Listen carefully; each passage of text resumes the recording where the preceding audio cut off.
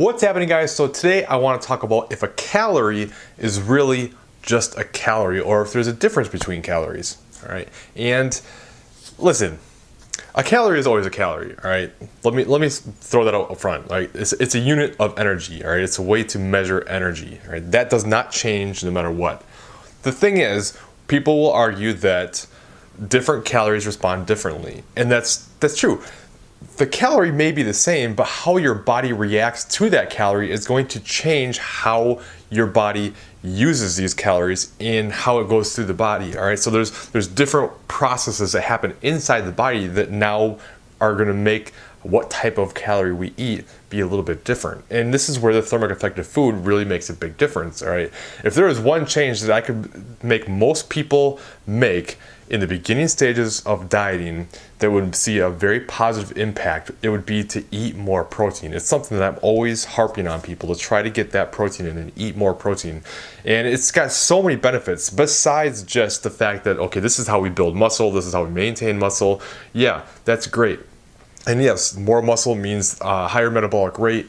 You know, you burn more calories at rest, all that type of stuff. But besides just that, all right, the thermic effect of protein is so much higher than carbs or fat that it's enormous. All right, so the thermic effect of food is basically like how many calories your body burns just kind of processing it through the whole digestion and everything else. How much of those calories that you eat are burned by the body. All right, the thermic effect of protein is upwards of around 30% of the calories that you eat from protein will be burned up, just like that.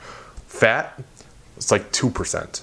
All right, carbs is like 5, 6, maybe up to 8%. All right, so there's a way bigger benefit of the thermic effect of food from protein. So while the calories into your mouth are the same, how it all goes through the body is not the same. So this is where calories are not created equal, and this is why protein can be so beneficial, not only for the thermic effect of food and for building and maintaining muscle mass, it also is much more satiating than the other macronutrients, so it helps you feel fuller in times of lower calories while dieting. Right?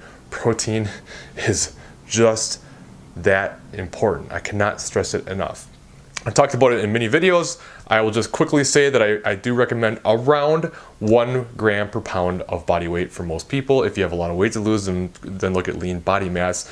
But that is not really the point of this video. The point of this video is to say, okay, different types of foods, while they may have the same calories, they're not going to be utilized by the body in the same way. All right, now the same thing goes for fiber. We've got different types of carbs. We have carbs that are higher on the glycemic index and lower on the glycemic index, which, for the record, that the GI of the food is pretty much irrelevant if it's eaten in a mixed meal. Right? So if you eat it with protein and fat, right, that GI is just completely blunted and it doesn't really matter. So it's really when it's just kind of on your own in a fasted state that it matters. But some carbs have more fiber than others, and fiber is much like protein in the fact that it is much higher on the thermic effect of food side of things, right? So it is about 30% too, just like protein is. So if a diet that is higher in fiber is also going to give you that extra benefit, and again, going to help you feel fuller. So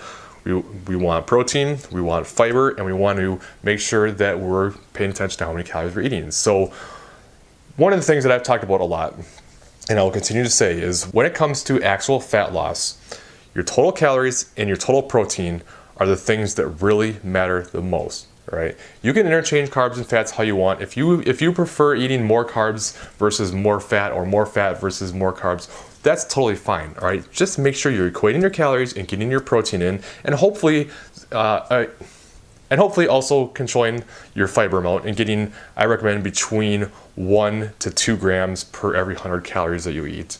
And if you're doing all that, right, it doesn't really matter what exact foods you eat. It doesn't really matter, you know, if it's higher or lower carb, you're gonna see the results the same, right? So we don't want to look at magic foods. Now, don't get me wrong, the nutrition profile of food matters, all right?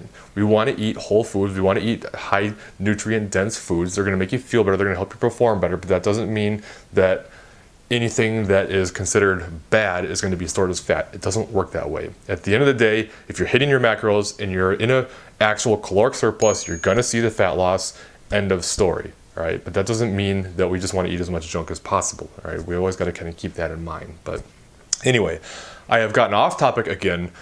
The point of this video is that while calories are always calories, as they enter your system, how your body processes those calories are different, and you get a different net effect from those calories, and they fuel your body differently. So eat your protein, manage your calories, and you're going to be a good chunk of the way there. All right.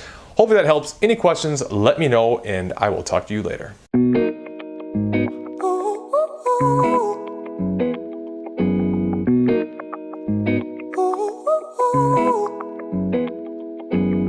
I'm addicted to the love that you're giving.